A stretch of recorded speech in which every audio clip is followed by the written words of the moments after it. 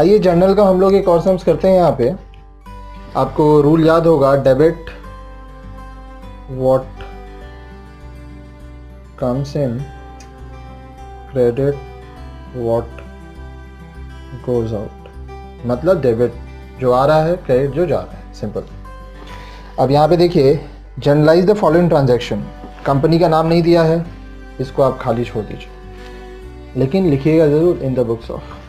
फिर आप लिखिए 2012 जो कि ईयर दिया हुआ है, मंथ है आपका जुलाई का।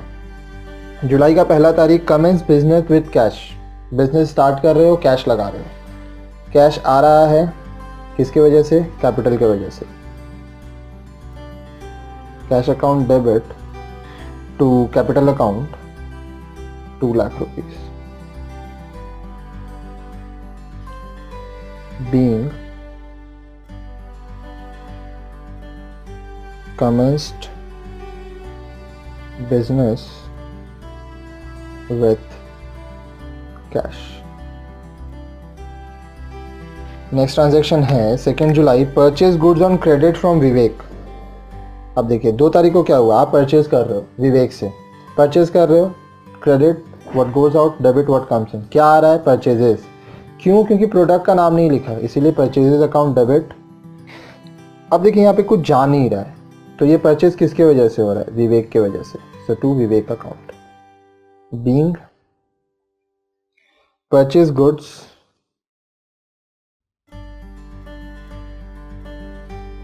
ऑन क्रेडिट फ्रॉम विवेक।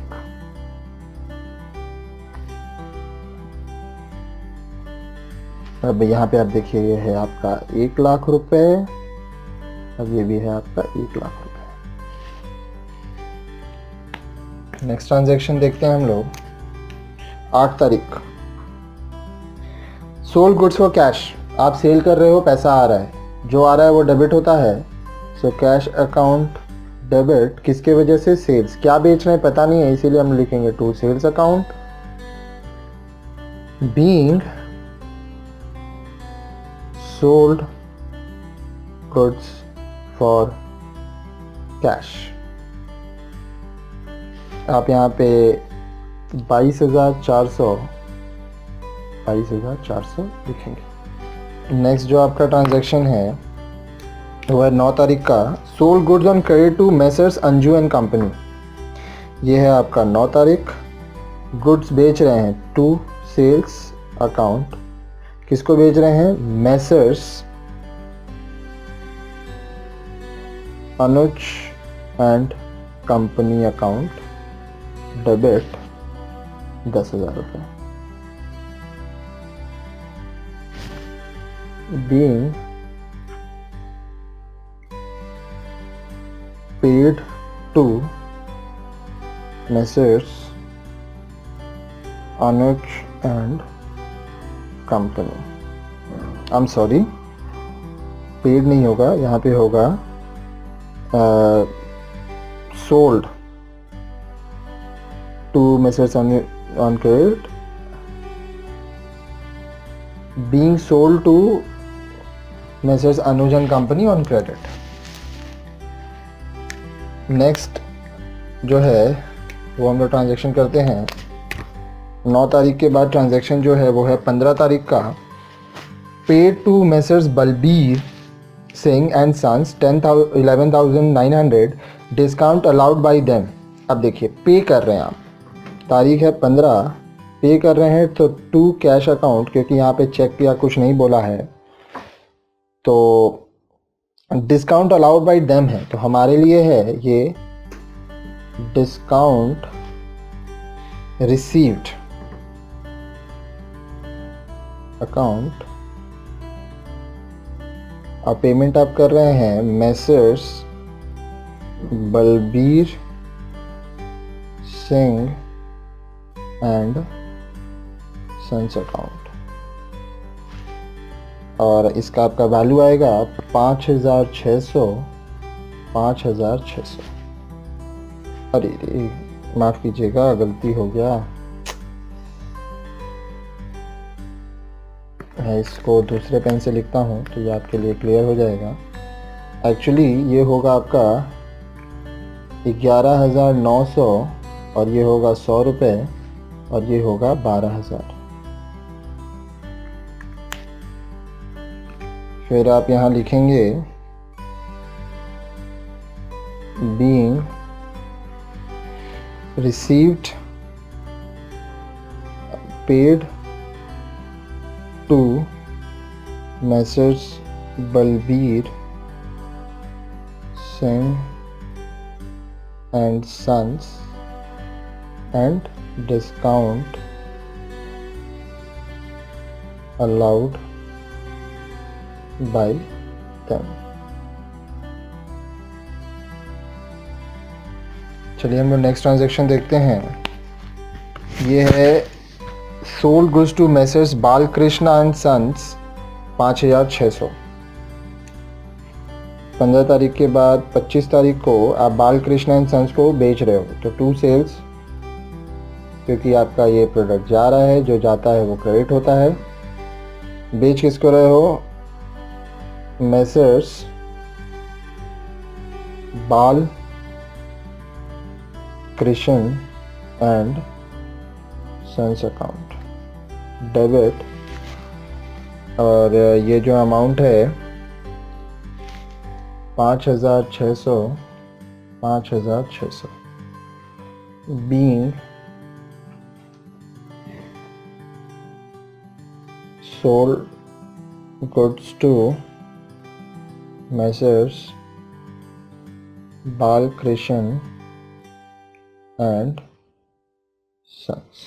ठीक है, अब देखिए सम्स तो हमारा और बाकी है, लेकिन यहाँ जगह नहीं है, तो हम लोग यहाँ पे लिखेंगे बैलेंस कैरेड फॉरवर्ड और यहाँ पे बैलेंस निकालेंगे। आइए बैलेंस निकालते हैं। 2 lakh plus 1 lakh plus 22,400 plus 10,000 plus 12,000 plus 5,600, यह हो गया 3.5 लाख रुपये।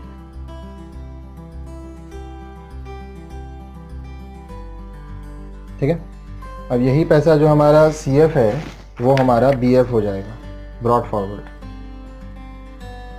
हम लोग यहाँ पे लिखेंगे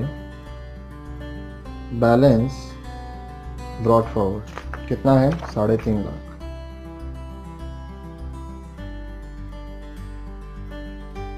ये ऊपर नीचे नहीं होता है, ये उसके सामने ही होता है।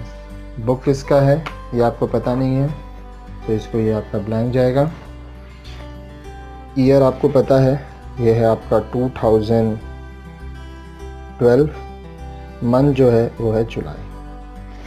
अच्छा, लास्ट ट्रांजैक्शन जो आप किए थे वो 25 तारीख का था, तो आइए हम लोग उसके बाद वाला ट्रांजैक्शन यहाँ देखते हैं।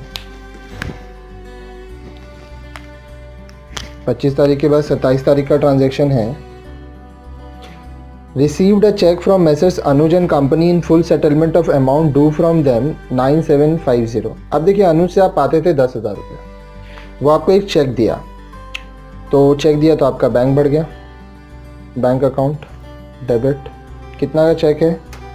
9,750। यहाँ पे एक लाइन छोड़िएगा और लिखिएगा to Messrs Anuj and company account. आप पाते कितना थे? 10,000। ये देखिए, ये रहा अनुज का 10,000 का यहाँ पे ट्रांजैक्शन हुआ था। जो डिफरेंस है वो है डिस्काउंट अलाउड अकाउंट डेबिट। इस दोनों का डिफरेंस है 250 जो यहाँ आएगा, क्योंकि ये फुल सेटलमेंट है, तो जो पैसा नहीं मिलता है उसको हम लोग डिस्काउंट मान लेते हैं। Received cheque in full settlement from Messrs Anuj and company. आइए नेक्स्ट ट्रांजैक्शन देखते हैं, जो कि है जुलाई का 27 के बाद 31 तारीख। पेड फॉर इलेक्ट्रिसिटी चार्जेस, आप पेमेंट कर रहे हैं तो कैश गया, किसकी वजह से गया, electricity charges account debit 3100 being paid for electric charges। Next transaction देखिए, ये अब सारा ट्रांजैक्शन 31 तारीख का ही है। आप अब सैलरी पे कर रहे हो, paid salary, so to cash account, पैसा कहाँ जा रहा है, सैलरी की वजह से कम हो रहा है, तो सैलरी अकाउंट डेबिट, ये हो गया आपका 2000 रुपये, ये भी 2000 रुपये, being paid salary.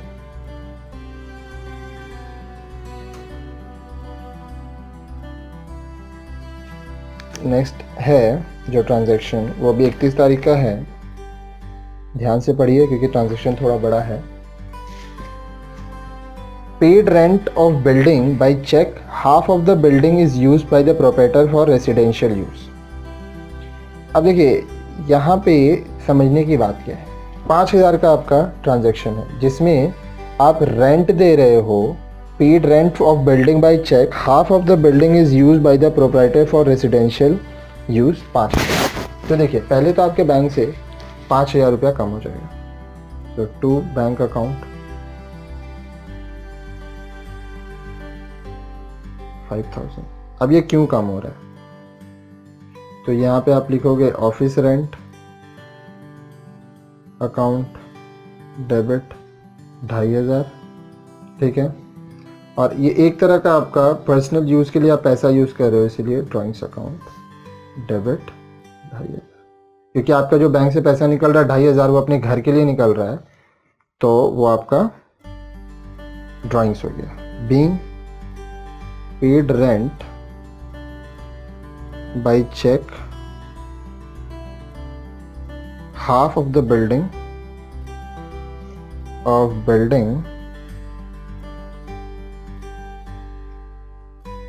half used for residential purposes। Next transaction को देखिए, 31 के बाद आपका फिर से 31 को ही है। विड्रू फॉर प्राइवेट यूज, आप पैसा निकाल रहे हो तो कैश जा रहा है आपका, प्राइवेट यूज है इसीलिए ड्राइंग्स अकाउंट, यहाँ पे डेबिट होगा, being withdrew for private use 3500 रुपये, ठीक है। इस तरह से आपका ये सम यहाँ पे कंप्लीट होता है। तो अब इसका लास्ट जो रूल है वो अपने करेंगे, जो है टोटल, और ये टोटल कर देते हैं।